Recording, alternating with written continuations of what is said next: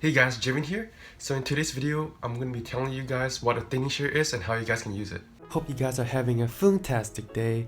If you like what you see, be sure to smash that subscribe button and turn on post notification to never miss a brand new video again. Now thinning shears are different from a regular pair of scissors. So for scissors, they are just basically like this, where when you cut it, it just cuts out the entire hair. So you go like this, cut, the entire hair falls out. That's scissors. And for thinning shear, they have edges like this on one side. So when you cut your hair, it doesn't actually remove the entire hair length. It just removes the bulk of it and just thins it out. Thinning shears are used to thin out your puffy hair. So if your hair is thicker, you use it and then that will make it more neater and tidy. Over here, I just got a new thinning shears from Amazon actually. And it's from Equinox Professional Razor. I'm gonna open it right now.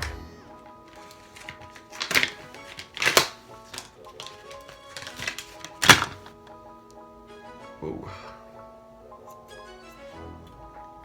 Yeah, I decided to get a newer one because the old one over here doesn't really cut really good, so I just decided to switch it up. Yeah, so this is all metal. Thinning shears are also good to add more texture to your hair and blend your layers, so it's good for longer hair. So when using thinning shears, it's best to use it on dry hair because when your hair is wet, it clumps together and then the effect won't be that good. So make sure your hair is dry before using a thinning shear.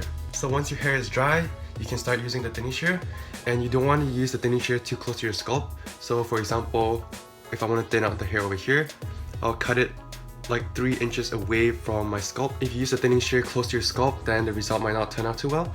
So just stay far away from your scalp, just 3 inches away, and just do it by section so you don't mess up. And also what I like to do is hold the thinning shear at an angle. So by cutting like this, like that, or like this, it actually changes the style and texture of it. So you want to do some research on that, because if you just hold your hair like this as so and just cut like that, it won't create much texture. So you want to do like an angle, like 45-degree angle or something. Now everyone's hair is different, so I don't really know what angle works best for your hair. So just do some research about that and then your hair will be good to go. Yeah, basically you just want to use your thinning shears in small increments of your hair. So don't do it too much, just do it little by little. And that's basically how I got my haircut over here. The barber basically just shaved the sides and the back. And then everything else, he used a thinning shear on the top.